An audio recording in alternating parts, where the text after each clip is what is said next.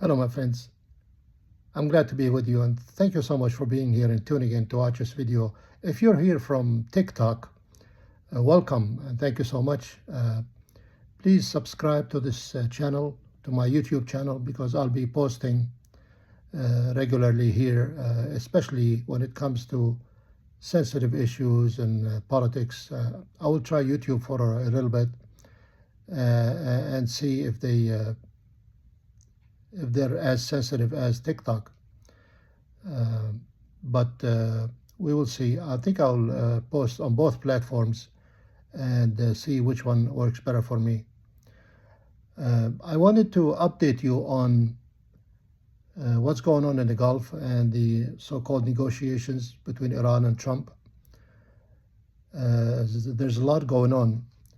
Maybe I'll do this tomorrow, but today I just can't let what happened in the election in Michigan, my friends, go by without saying a few words. Because what happened in Michigan is nothing short of a political earthquake. A virtual unknown, a 41-year-old doctor with Egyptian roots. Well, he's not a doctor. He has a medical medical degree, but he never actually practiced medicine. I think he's the director of health for the Detroit area. This guy beat Haley Stevens, who was supported by, the establishment, big names like Chuck Schumer, the leader of the minority in the U.S. Senate. She was supported by the the governor of Michigan herself, Gretchen. She was supported by the Jewish lobby, the AIPAC, and tons of money was actually poured into her campaign, over $60 million, hoping that she would win, and she didn't. The voters of Michigan had another say. They chose this guy over her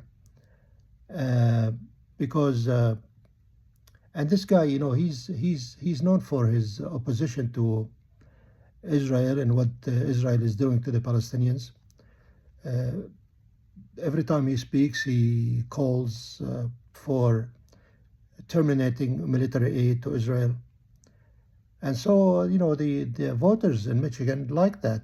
The voters want their country to be independent.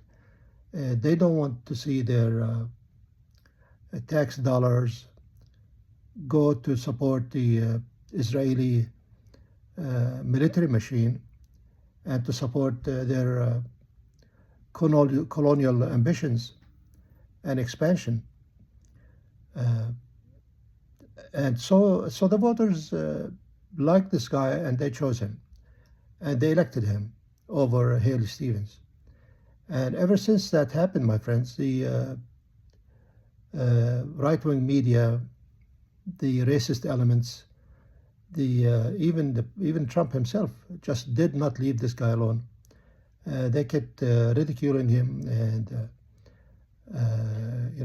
calling him a socialist, a communist, whatever. We must remember Trump does this to all the other officials who were elected, like Ilhan Omar, this lady, the congresswoman from Minnesota. She has, we know she's has a Somali roots. Mamdani, the guy who was elected in mayor of New York, he's not on good terms with him either. I don't know if, sometimes I wonder if this president knows what real America is these days. Maybe he thinks of America as, blue eyes, blonde hair. America is a lot more than that. And let's show you a clip of what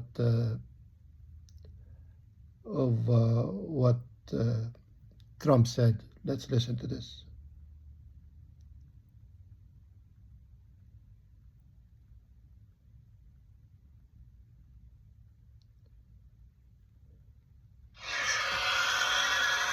And the polls were wrong again last night when when they thought it would be a landslide victory for a hater of Jews and a hater of Israel. This guy hates Jews. Somebody said, oh, that's a little strong. No, he hates Jews and he hates Israel. Abdul El-Sayed. Can you believe this? This could only happen to me. Abdul El-Sayed, lovely gentleman. He's a man of hate. And now he's going around saying, no, I love everybody. He doesn't love everybody. Put him in office, you're going to find out. Obviously, this president is unable to distinguish between Jews as people like us, and Zionism, the military side of the Jews, those people who want to expel the Palestinians and continue grabbing their land and left and right. So the president is unable to distinguish. I mean, we have Jews living just fine in Arab countries. We have Jews even in Iran, they live just fine and happy. So we're not against Jews or as a people, as a religion. We're against Zionism, and the president doesn't seem to see that distinction. The voters are able to see the distinction. Here's just an example, another clip of, let's see this lady. Inshallah, in Islam, which means Allah's will. When we come through this, inshallah. And let's not forget, in Islam, they want women covered head to toe with only the whites of their eyes showing. They even have some of those hijabs with masks over them, over these women.